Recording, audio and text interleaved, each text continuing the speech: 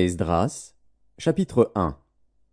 La première année de Cyrus, roi de Perse, afin que s'accomplît la parole de l'Éternel prononcée par la bouche de Jérémie, l'Éternel réveilla l'esprit de Cyrus, roi de Perse, qui fit faire de vive voix et par écrit cette publication dans tout son royaume.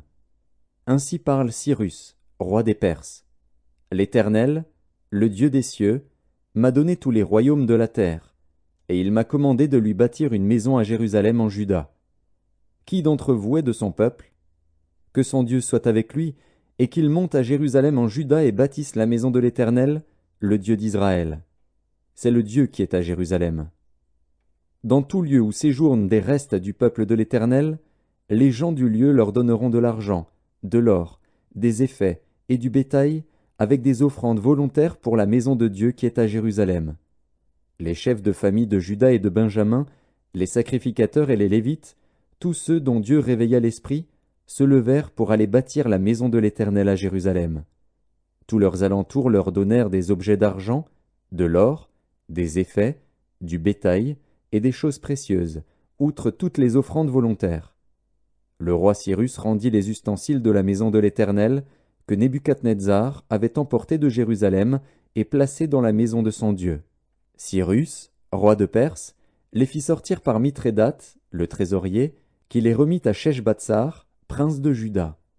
En voici le nombre: 30 bassins d'or, 1000 bassins d'argent, 29 couteaux, 30 coupes d'or, 410 coupes d'argent de second ordre, 1000 autres ustensiles. Tous les objets d'or et d'argent étaient au nombre de 5400. Sheshbatsar emporta le tout de Babylone à Jérusalem au retour de la captivité. Esdras, chapitre 2. Voici ceux de la province qui revinrent de l'exil, ceux que Nebuchadnezzar, roi de Babylone, avait emmenés captifs à Babylone et qui retournèrent à Jérusalem et en Juda, chacun dans sa ville. Ils partirent avec Zorobabel, Josué, Néhémie, Séraja, Réélaja, Mardoché, Bilshan, Mispar, Bigvaï, Réhum, Baana. Nombre des hommes du peuple d'Israël: les fils de Paréosh, 2172. Les fils de Shéphatia, 372. Les fils d'Arash, 775. Les fils de Pachat-Moab, des fils de Josué et de Joab, 2812. Les fils d'Élam, 1254. Les fils de Tzatu, 945. Les fils de Tzakaï, 760. Les fils de Bani, 642. Les fils de Bébaï, 623. Les fils d'Asgad, 1222. Les fils d'Adonikam, 666. Les fils de Bigvaï, 2056. Les fils d'Adin, 454. Les fils d'Ater, de la famille d'Ézéchias, 98. Les fils de Betsaï, 323. Les fils de Jora, 112. Les fils de Hachem, 223. Les fils de Gibar, 95.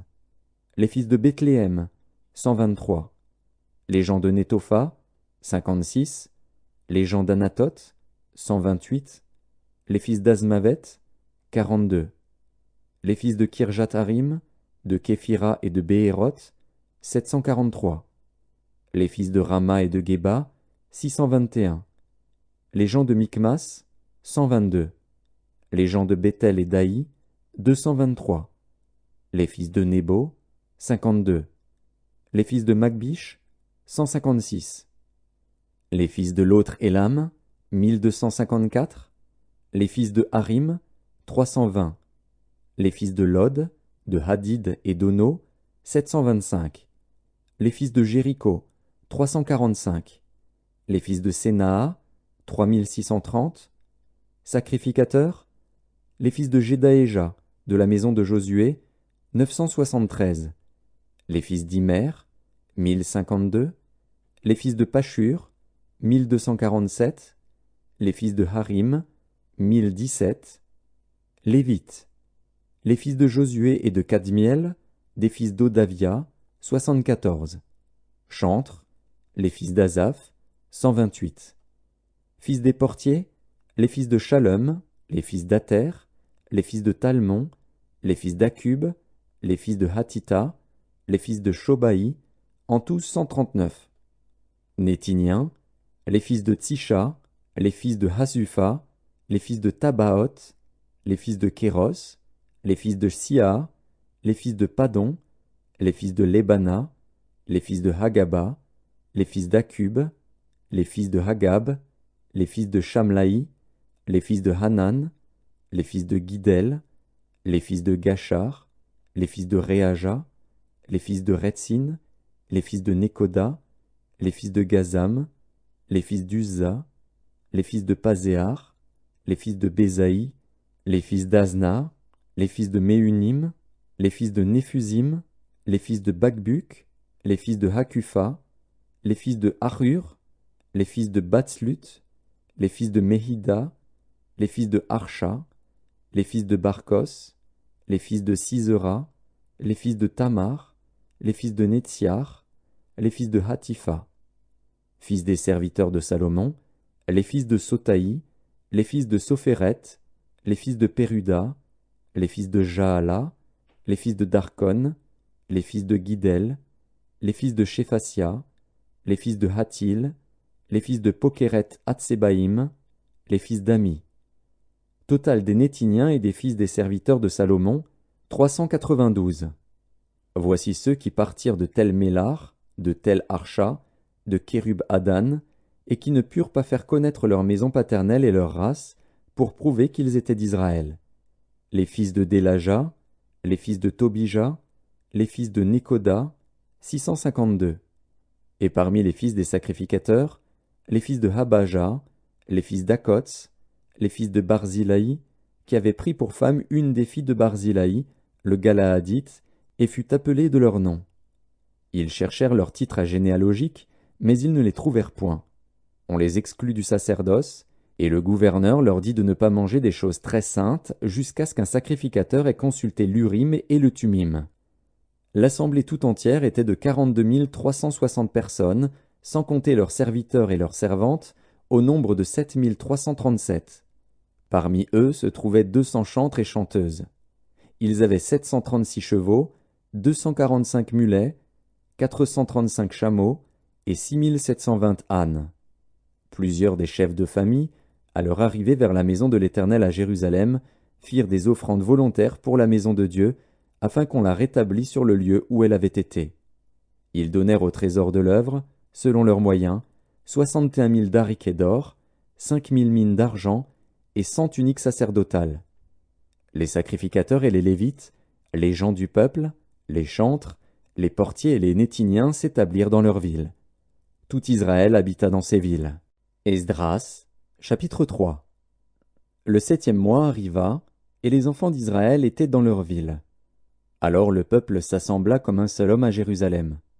Josué, fils de Jotsadak, avec ses frères les sacrificateurs, et Zorobabel, fils de Shealtiel, avec ses frères, se levèrent et bâtirent l'autel du Dieu d'Israël, pour y offrir des holocaustes, selon ce qui est écrit dans la loi de Moïse, homme de Dieu. Ils rétablirent l'autel sur ses fondements, quoiqu'ils eussent à craindre les peuples du pays, et ils y offrirent des holocaustes à l'Éternel, les holocaustes du matin et du soir.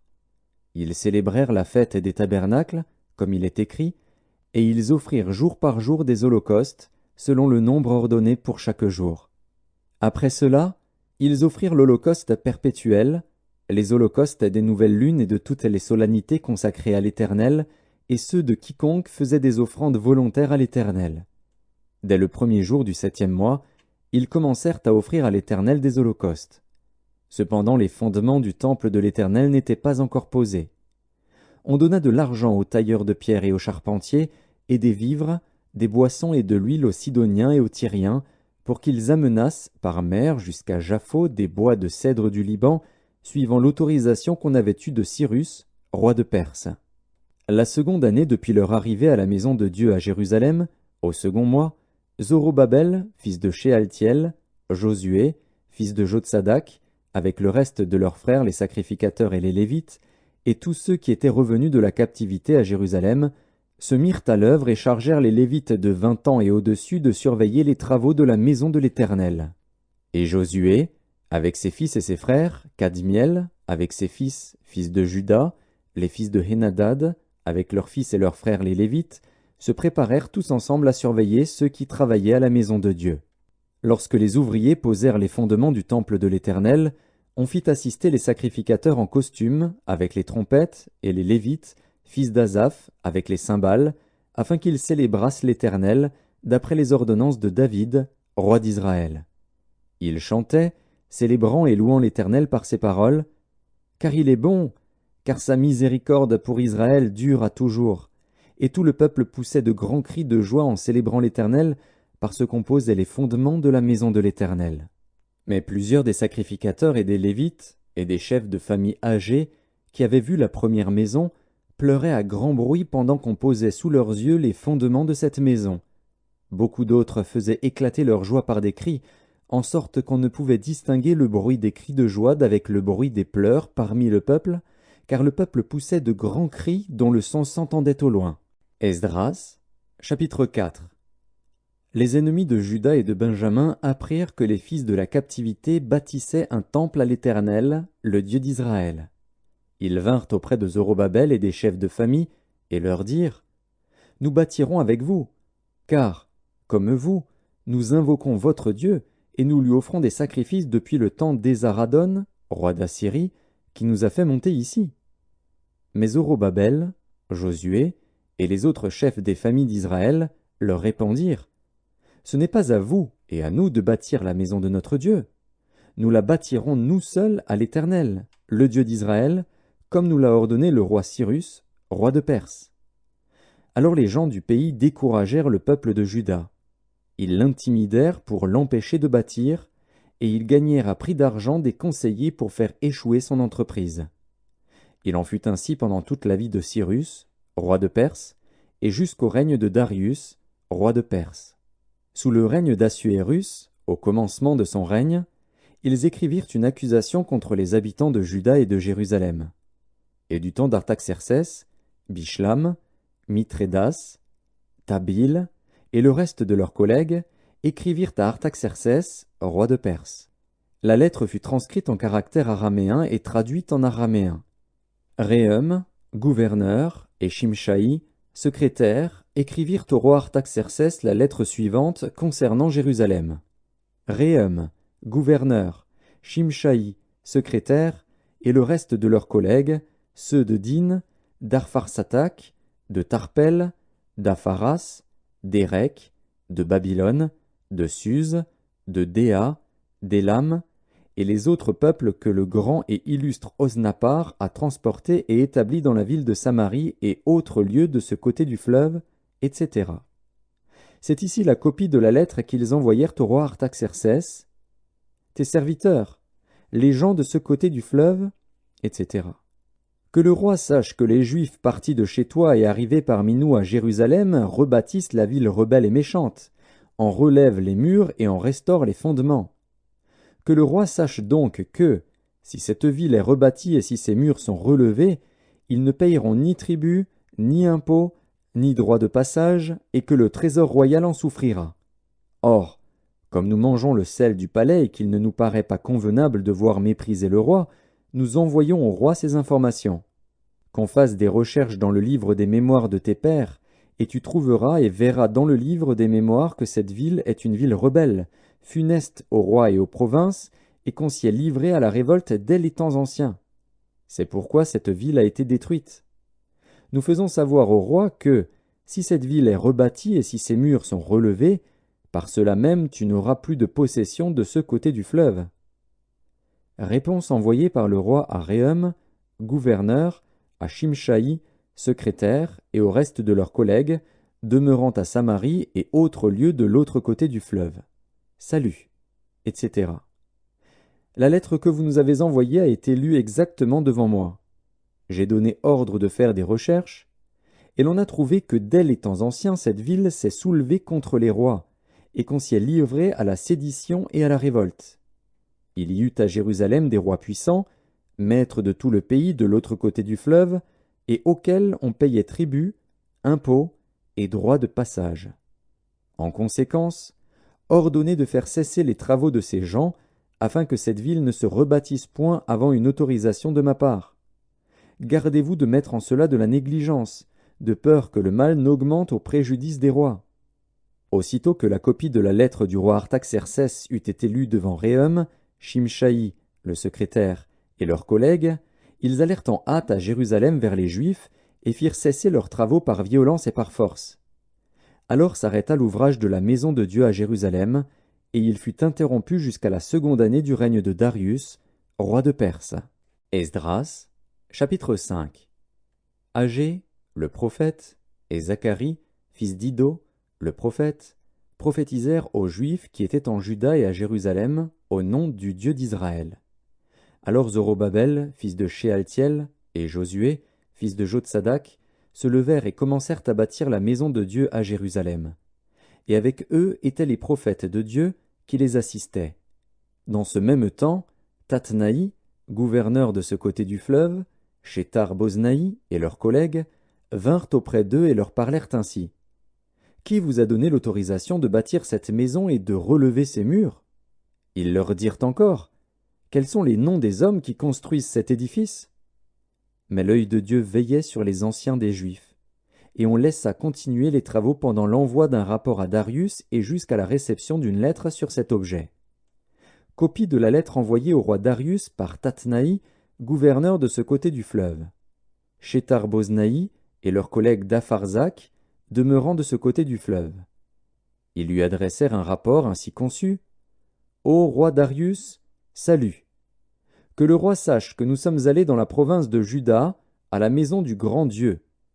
Elle se construit en pierre de taille, et le bois se pose dans les murs. Le travail marche rapidement et réussit entre leurs mains. Nous avons interrogé les anciens, et nous leur avons ainsi parlé.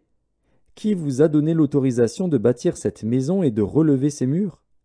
Nous leur avons aussi demandé leurs noms pour te les faire connaître, et nous avons mis par écrit les noms des hommes qui sont à leur tête. Voici la réponse qu'ils nous ont faite. Nous sommes les serviteurs du Dieu des cieux et de la terre, et nous rebâtissons la maison qui avait été construite il y a bien des années. Un grand roi d'Israël l'avait bâtie et achevée. Mais après que nos pères eurent irrité le Dieu des cieux, il les livra entre les mains de Nebuchadnezzar, roi de Babylone, le Chaldéen, qui détruisit cette maison et emmena le peuple captif à Babylone.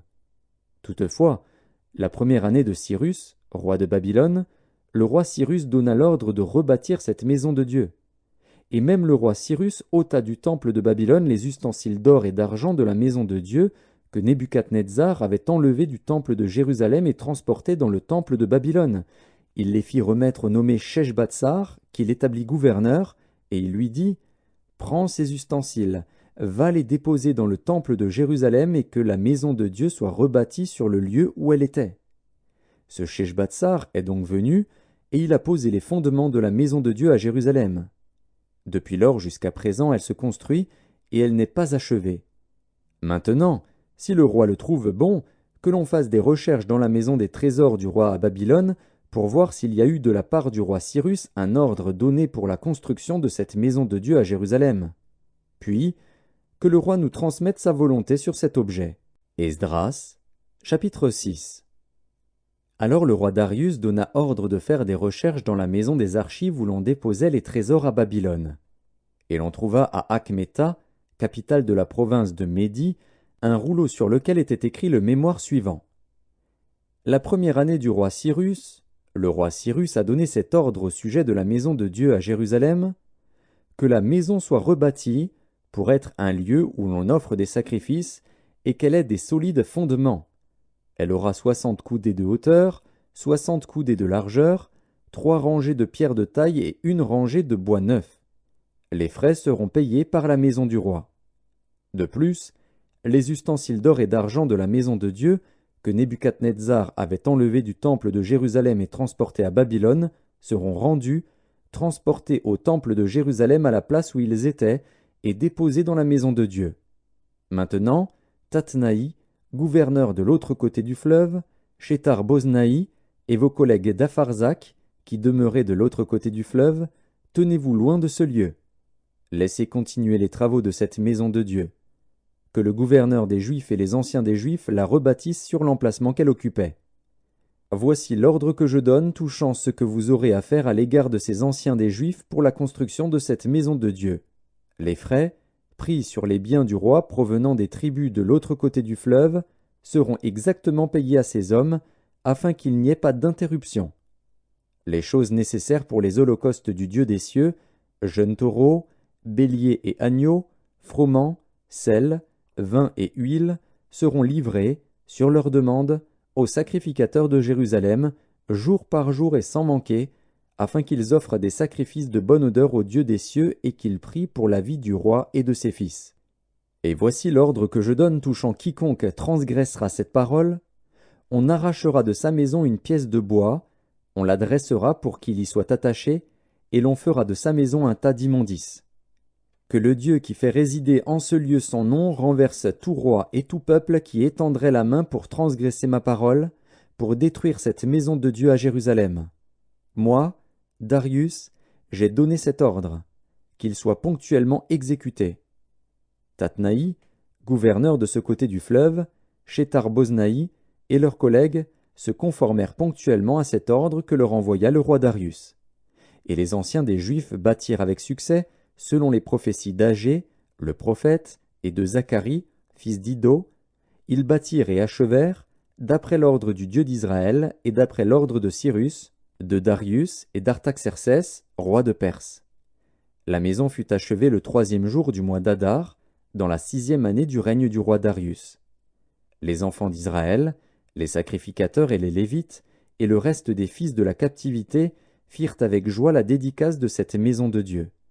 Ils offrirent, pour la dédicace de cette maison de Dieu, 100 taureaux, 200 béliers, 400 agneaux, et, comme victime expiatoire pour tout Israël, 12 boucs, d'après le nombre des tribus d'Israël. Ils établirent les sacrificateurs selon leur classe et les Lévites selon leur division pour le service de Dieu à Jérusalem, comme il est écrit dans le livre de Moïse. Les fils de la captivité célébrèrent la Pâque le 14e jour du 1er mois. Les sacrificateurs et les Lévites s'étaient purifiés de concert, tous étaient purs. Ils immolèrent la Pâque pour tous les fils de la captivité, pour leurs frères les sacrificateurs, et pour eux-mêmes. Les enfants d'Israël revenus de la captivité mangèrent la Pâque, avec tous ceux qui s'étaient éloignés de l'impureté des nations du pays et qui se joignirent à eux pour chercher l'Éternel, le Dieu d'Israël. Ils célébrèrent avec joie pendant 7 jours la fête des pains sans levain, car l'Éternel les avait réjouis en disposant le roi d'Assyrie à les soutenir dans l'œuvre de la maison de Dieu, du Dieu d'Israël. Esdras, chapitre 7. Après ces choses, sous le règne d'Artaxercès, roi de Perse, vint Esdras, fils de Séraja, fils d'Azaria, fils de Hilkija, fils de Shalom, fils de Tsadok, fils d'Akitub, fils d'Amaria, fils d'Azaria, fils de Merajot, fils de Zérakja, fils d'Uzi, fils de Buki, fils d'Abishua, fils de Phiné, fils d'Éléazar, fils d'Aaron, le souverain sacrificateur. Cet Esdras vint de Babylone.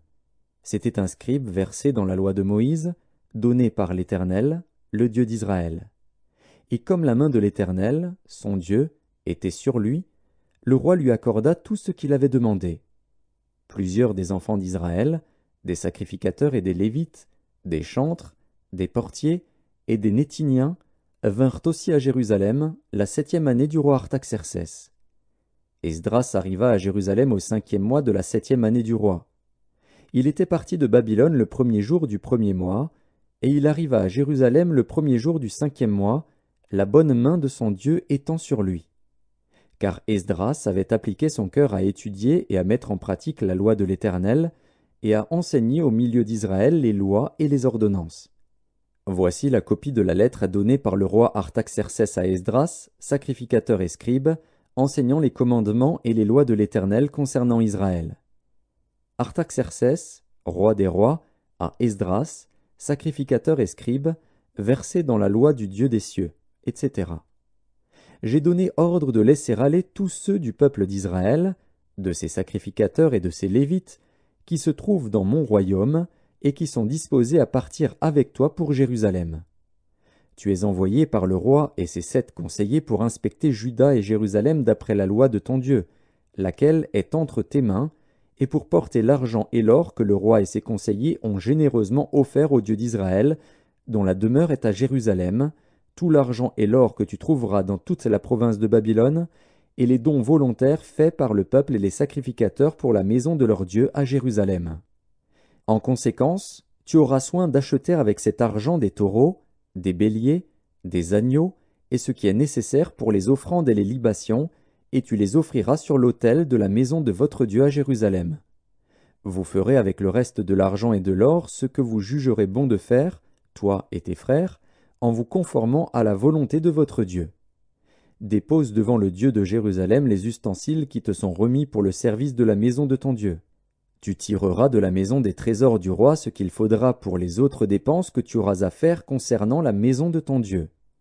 Moi, le roi Artaxercès, je donne l'ordre à tous les trésoriers de l'autre côté du fleuve de livrer exactement à Esdras, sacrificateur et scribe, versé dans la loi du Dieu des cieux, tout ce qu'il vous demandera, jusqu'à 100 talents d'argent, 100 corps de froment, 100 battes de vin, 100 battes d'huile et du sel à discrétion. Que tout ce qui est ordonné par le Dieu des cieux se fasse ponctuellement pour la maison du Dieu des cieux, afin que sa colère ne soit pas sur le royaume, sur le roi et sur ses fils. Nous vous faisons savoir qu'il ne peut être levé ni tribut, ni impôt, ni droit de passage sur aucun des sacrificateurs, des Lévites, des chantres, des portiers, des Nétiniens et des serviteurs de cette maison de Dieu. Et toi, Esdras, selon la sagesse de Dieu que tu possèdes, établis des juges et des magistrats qui rendent la justice à tout le peuple de l'autre côté du fleuve, à tous ceux qui connaissent les lois de ton Dieu, et fais-les connaître à ceux qui ne le connaissent pas. Quiconque n'observera pas ponctuellement la loi de ton Dieu et la loi du roi sera condamné à la mort, au bannissement, à une amende ou à la prison. Béni soit l'Éternel, le Dieu de nos pères, qui a disposé le cœur du roi à glorifier ainsi la maison de l'Éternel à Jérusalem, et qui m'a rendu l'objet de la bienveillance du roi, de ses conseillers et de tous ses puissants chefs. Fortifié par la main de l'Éternel, mon Dieu, qui était sur moi, j'ai rassemblé les chefs d'Israël, afin qu'ils partissent avec moi. Esdras, chapitre 8. Voici les chefs de famille et les généalogies de ceux qui montèrent avec moi de Babylone, sous le règne du roi Artaxercès. Des fils de Phiné, Gershom. Des fils d'Ithamar, Daniel. Des fils de David, Hatush. Des fils de Shekania. Des fils de Paréosh, Zacharie, et avec lui 150 mâles enregistrés. Des fils de Pachat-Moab, Eljoénaï, fils de Jérakja, et avec lui 200 mâles. Des fils de Shekania, le fils de Jacaziel, et avec lui 300 mâles. Des fils d'Adin, Ebed, fils de Jonathan, et avec lui 50 mâles. Des fils d'Élam, Ésaïe, fils d'Atalia, et avec lui 70 mâles. Des fils de Shéphasia, Zébadia, fils de Michaël, et avec lui 80 mâles. Des fils de Joab, Abdias, fils de Jéhiel, et avec lui 218 mâles. Des fils de Shélomis, le fils de Josiphia, et avec lui 160 mâles. Des fils de Bébaï, Zacharie, fils de Bébaï, et avec lui 28 mâles. Des fils d'Asgad, Jochanan, fils d'Akatan, et avec lui 110 mâles. Des fils d'Adonikam, les derniers, dont voici les noms, Éliphélet, Jéhiel et Shemaéja, et avec eux 60 mâles. Des fils de Bigvaï, Utaï et Zabud, et avec eux 70 mâles. Je les rassemblai près du fleuve qui coule vers Ahava, et nous campâmes là 3 jours. Je dirigeai mon attention sur le peuple et sur les sacrificateurs, et je ne trouvai là aucun des fils de Lévi. Alors je fis appeler les chefs Éliézer, Ariel, Shemaéja, Elnathan, Jarib, Elnathan, Nathan, Zacharie et Meshulam, et les docteurs Jojarib et Elnathan. Je les envoyai vers le chef Iddo, demeurant à Casifia, et je mis dans leur bouche ce qu'ils devaient dire à Iddo et à ses frères les Nétiniens qui étaient à Casifia, afin qu'ils nous amenassent des serviteurs pour la maison de notre Dieu. Et, comme la bonne main de notre Dieu était sur nous, ils nous amenèrent Chérébia, homme de sens, d'entre les fils de Machli, fils de Lévi, fils d'Israël, et avec lui ses fils et ses frères, au nombre de 18. Achabia, et avec lui Ésaïe, d'entre les fils de Mérari, ses frères et leurs fils, au nombre de 20. Et d'entre les Néthiniens, que David et les chefs avaient mis au service des Lévites, 220 Néthiniens, tous désignés par leur nom. Là, près du fleuve d'Ahava, je publiai un jeûne d'humiliation devant notre Dieu, afin d'implorer de lui un heureux voyage pour nous, pour nos enfants, et pour tout ce qui nous appartenait. J'aurais eu honte de demander au roi une escorte et des cavaliers pour nous protéger contre l'ennemi pendant la route, car nous avions dit au roi, « La main de notre Dieu est pour leur bien sur tous ceux qui le cherchent, mais sa force et sa colère sont sur tous ceux qui l'abandonnent. » C'est à cause de cela que nous jeûnâmes et que nous invoquâmes notre Dieu, et il nous exauça. Je choisis 12 chefs des sacrificateurs, Chérébia, Achabia, et 10 de leurs frères. Je pesai devant eux l'argent, l'or et les ustensiles, donnés en offrande pour la maison de notre Dieu par le roi, ses conseillers et ses chefs, et par tous ceux d'Israël qu'on avait trouvés. Je remis entre leurs mains 650 talents d'argent, des ustensiles d'argent pour 100 talents, 100 talents d'or, 20 coupes d'or valant 1000 darics, et 2 vases d'un bel airain poli, aussi précieux que l'or. Puis je leur dis, « Vous êtes consacrés à l'Éternel. Ces ustensiles sont des choses saintes, et cet argent et cet or sont une offrande volontaire à l'Éternel, le Dieu de vos pères. Soyez vigilants, et prenez cela sous votre garde, jusqu'à ce que vous le pesiez devant les chefs des sacrificateurs et les Lévites, et devant les chefs de famille d'Israël, à Jérusalem, dans les chambres de la maison de l'Éternel. » Et les sacrificateurs et les Lévites reçurent au poids l'argent, l'or et les ustensiles, pour les porter à Jérusalem, dans la maison de notre Dieu. Nous partîmes du fleuve d'Ahava pour nous rendre à Jérusalem, le 12e jour du 1er mois. La main de notre Dieu fut sur nous et nous préserva des attaques de l'ennemi et de toute embûche pendant la route. Nous arrivâmes à Jérusalem, et nous nous y reposâmes 3 jours. Le 4e jour, nous pesâmes dans la maison de notre Dieu l'argent, l'or et les ustensiles que nous remîmes à Mérémoth, fils d'Uri, le sacrificateur. Il y avait avec lui Éléazar, fils de Phiné, et avec eux les Lévites Josabad, fils de Josué, et Noadia, fils de Binui. Le tout ayant été vérifié, soit pour le nombre, soit pour le poids, on mit alors par écrit le poids du tout. Les fils de la captivité revenus de l'exil offrirent en holocauste au Dieu d'Israël 12 taureaux pour tout Israël, 96 béliers, 77 agneaux et 12 boucs comme victime expiatoire, le tout en holocauste à l'Éternel. Ils transmirent les ordres du roi aux satrapes du roi et aux gouverneurs de ce côté du fleuve, lesquels honorèrent le peuple et la maison de Dieu. Esdras, chapitre 9. Après que cela fut terminé, les chefs s'approchèrent de moi en disant, « Le peuple d'Israël, les sacrificateurs et les Lévites ne se sont point séparés des peuples de ces pays, et ils imitent leurs abominations, celles des Cananéens, des Hétiens, des Phéréziens, des Jébusiens, des Ammonites, des Moabites, des Égyptiens et des Amoréens. Car ils ont pris de leurs filles pour eux et pour leurs fils, et ont mêlé la race sainte avec les peuples de ces pays. Et les chefs et les magistrats ont été les premiers à commettre ce péché. Lorsque j'entendis cela, je déchirai mes vêtements et mon manteau, je m'arrachai les cheveux de la tête et les poils de la barbe, et je m'assis désolé. Auprès de moi s'assemblèrent tous ceux que faisaient trembler les paroles du Dieu d'Israël, à cause du péché des fils de la captivité. Et moi, je restai assis et désolé, jusqu'à l'offrande du soir. Puis, au moment de l'offrande du soir, je me levai du sein de mon humiliation, avec mes vêtements et mon manteau déchirés. Je tombai à genoux, j'étendis les mains vers l'Éternel, mon Dieu. Et je dis, « Mon Dieu, je suis dans la confusion, et j'ai honte, ô mon Dieu, de lever ma face vers toi.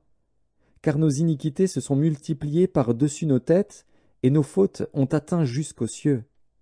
Depuis les jours de nos pères, nous avons été grandement coupables jusqu'à ce jour, et c'est à cause de nos iniquités que nous avons été livrés, nous, nos rois et nos sacrificateurs, aux mains des rois étrangers, à l'épée, à la captivité, au pillage et à la honte qui couvre aujourd'hui notre visage.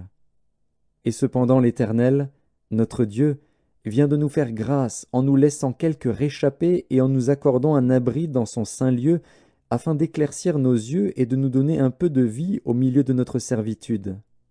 Car nous sommes esclaves, mais Dieu ne nous a pas abandonnés dans notre servitude. Il nous a rendus les objets de la bienveillance des rois de Perse, pour nous conserver la vie afin que nous puissions bâtir la maison de notre Dieu et en relever les ruines, et pour nous donner une retraite en Juda et à Jérusalem. Maintenant, que dirons-nous après cela, ô notre Dieu? Car nous avons abandonné tes commandements, que tu nous avais prescrits par tes serviteurs les prophètes, en disant: le pays dans lequel vous entrez pour le posséder est un pays souillé par les impuretés des peuples de ces contrées, par les abominations dont ils l'ont rempli d'un bout à l'autre avec leurs impuretés. Ne donnez donc point vos filles à leurs fils, et ne prenez point leurs filles pour vos fils, et n'ayez jamais souci ni de leur prospérité ni de leur bien-être, et ainsi vous deviendrez forts. Vous mangerez les meilleures productions du pays, et vous le laisserez pour toujours en héritage à vos fils. Après tout ce qui nous est arrivé à cause des mauvaises actions et des grandes fautes que nous avons commises, quoique tu ne nous aies pas, ô notre Dieu, punis en proportion de nos iniquités, et maintenant que tu nous as conservé ces réchappés, recommencerions-nous à violer tes commandements et à nous allier avec ces peuples abominables? Ta colère n'éclaterait-elle pas encore contre nous jusqu'à nous détruire, sans laisser ni reste ni réchappé? Éternel, Dieu d'Israël, tu es juste, car nous sommes aujourd'hui un reste de réchappés. Nous voici devant toi comme des coupables, et nous ne saurions ainsi subsister devant ta face. Esdras, chapitre 10. Pendant qu'Esdras, pleurant et prosterné devant la maison de Dieu, faisait cette prière et cette confession, il s'était rassemblé auprès de lui une foule très nombreuse de gens d'Israël, hommes, femmes et enfants, et le peuple répandait d'abondantes larmes. Alors Shekania, fils de Jéhiel, d'entre les fils d'Élam, prit la parole et dit à Esdras: Nous avons péché contre notre Dieu, en nous alliant à des femmes étrangères qui appartiennent au peuple du pays. Mais Israël ne reste pas pour cela sans espérance. Faisons maintenant une alliance avec notre Dieu pour le renvoi de toutes ces femmes et de leurs enfants, selon l'avis de mon Seigneur et de ceux qui tremblent devant les commandements de notre Dieu, et que l'on agisse d'après la loi. Lève-toi, car cette affaire te regarde. Nous serons avec toi. Prends courage et agis. Esdras se leva, et il fit jurer au chef des sacrificateurs, des Lévites et de tout Israël, de faire ce qui venait d'être dit. Et ils le jurèrent. Puis Esdras se retira de devant la maison de Dieu, et il alla dans la chambre de Jochanan, fils d'Eliashib. Quand il y fut entré, il ne mangea point de pain et il ne but point d'eau, parce qu'il était dans la désolation à cause du péché des fils de la captivité. On publia dans Juda et à Jérusalem que tous les fils de la captivité eussent à se réunir à Jérusalem, et que, d'après l'avis des chefs et des anciens, quiconque ne s'y serait pas rendu dans 3 jours aurait tous ses biens confisqués et serait lui-même exclu de l'assemblée des fils de la captivité. Tous les hommes de Juda et de Benjamin se rassemblèrent à Jérusalem dans les 3 jours. C'était le 20e jour du 9e mois. Tout le peuple se tenait sur la place de la maison de Dieu, tremblant à cause de la circonstance et par suite de la pluie. Esdras, le sacrificateur, se leva et leur dit: Vous avez péché en vous alliant à des femmes étrangères, et vous avez rendu Israël encore plus coupable. Confessez maintenant votre faute à l'Éternel, le Dieu de vos pères, et faites sa volonté. Séparez-vous des peuples du pays et des femmes étrangères.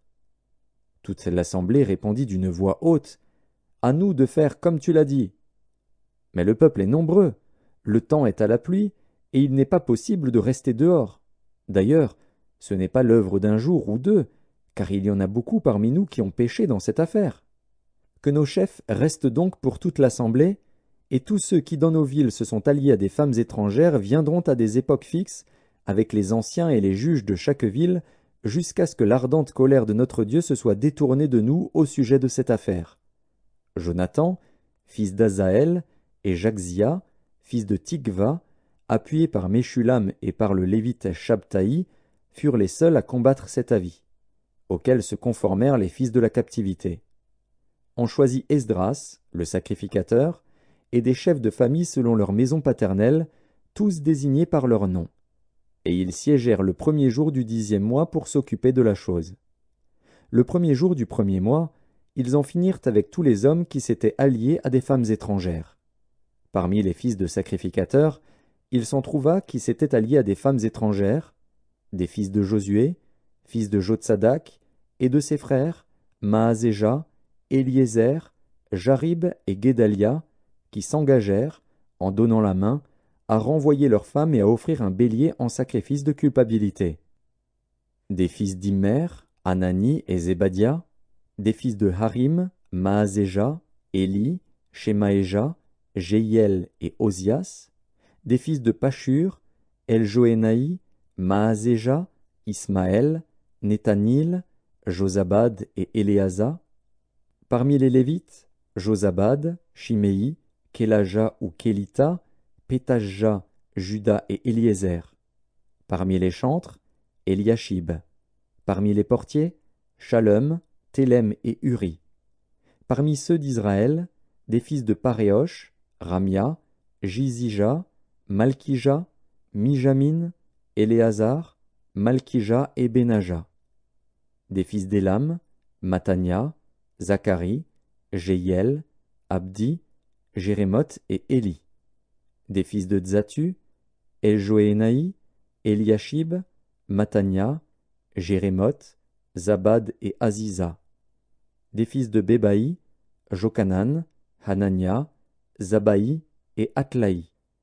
Des fils de Bani, Meshulam, Maluk, Adaja, Jashub, Shial et Ramoth. Des fils de Pachat Moab, Adna, Kelal, Benaja, Maazéja, Matania, Betsalil, Binui et Manassé.